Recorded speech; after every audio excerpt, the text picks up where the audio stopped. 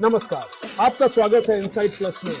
आज की breaking news है कि हिजबुल्लाह के हमलों ने उत्तरी इजराइल में कहर बरपा रखा है। इन हमलों की वजह से आईडीएफ को संभलने का मौका नहीं मिल रहा है। इजरायली सेना जब तक संभल पाती है तब तक हिजबुल्लाह दूसरा हमला कर उसे दहला देता है। अब हिजबुल्लाह ने इजराइल के सीरियन गोलन में एक बहुत बड़ा हमला किया है। ये वही इलाका है जहां पर हिजबुल्लाह ने अपना जासूसी ड्रोन भेजकर आईडीएफ की कई संवेदनशील जानकारी इकट्ठा कर ली है। दरअसल हिजबुल्लाह ने सीरियन गोलन और जौरा में आईडीएफ के एक आर्टिलरी बंकर पर कई ग्रेड टाइप रॉकेट दागे हैं। इस हमले में इजरायली सेना को भारी नुकसान होने का दावा किया जा रहा है। हिजबुल्लाह के हमलों ने उत्तरी इजराइल को हिलाकर रख दिया है।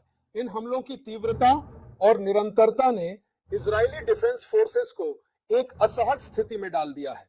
इस अटैक को लेकर लेबनानी न्यूज एजेंसी ऑल मयादीन का कहना है कि रॉकेट हमलों में आईडीएफ के एक आर्टिलरी बंकर में भी आग लग गई थी और आईडीएफ का एयर डिफेंस सिस्टम आयरन डोम भी हिजबुल्लाह के इस रॉकेट को टारगेट नहीं कर पाया। इस हमले के अलावा हिजबुल्लाह ने दक्षिणी लेबनान के अल तबे इलाके में कई इमारतों पर बमबारी की है। हिजबुल्लाह का कहना है कि इन इमारतों में इजरायली सैनिकों ने पोजीशन ले रखी थी। वहीं गोलन इलाके में हिजबुल्लाह ने आईडीएफ की 210 में टेरिटोरियल डिवीजन की आर्टिलरी रेजिमेंट के हेडक्वार्टर पर भी हमला किया है। ड्रोन का एक जत्था फायर किया। हिजबुल्लाह का दावा है कि इस ड्रोन हमले में यार्डन बैरक्स में काफी नुकसान हुआ है। खुद इजरायली सेना ने माना है कि लेबनान की तरफ से यहां पर 3 आत्मघाती ड्रोन फायर किए गए थे, जिससे आईडीएफ को भारी जानमाल का नुकसान हुआ है, जिसमें आईडीएफ का एक जवान भी घायल हुआ है, जिसे पास के अस्पताल में भर्ती कराया गया। हिजबुल्लाह का यह भी कहना है कि उसने अल रामता और अल सुमका सैन्य अड्डे को जोड़ने वाले इलाके पर इजरायली सैनिकों के जमावड़े पर बमबारी की है। वहीं इस हमले को लेकर इजरायली मीडिया का कहना है कि हिजबुल्लाह इजरायली सेना की रणनीति पर इस हमले का गहरा असर पड़ा है।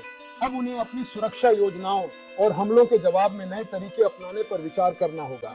इजरायली सेना के उच्च अधिकारी इस बात को लेकर चिंतित हैं कि हिजबुल्लाह के ये हमले उनकी मौजूदा सैन्य रणनीति को कमजोर कर सकते हैं। उन्हें अब और भी सतर्क रहना होगा और अपनी रक्षा प्रणाली को और मजबूत करना होगा। हिजबुल्लाह के ये हमले इजराइल की सैन्य रणनीति के लिए सीख है। इजराइल पूरी तरह से बैकफुट पर आ चुका है। रिपोर्ट के मुताबिक हिजबुल्लाह ने पिछले महीने में इजराइल पर 6,800 से ज्यादा रॉकेट्स और मिसाइलें फायर किए हैं।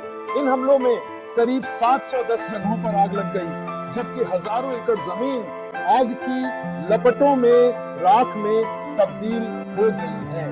युद्ध की इस नई स्थिति में इजराइल और हिजबुल्लाह के बीच संघर्ष और भी बढ़ सकता है। अभी के लिए इतना ही। आप लोग बने रहिएगा और ताजा अपडेट्स के लिए देखते रहिए।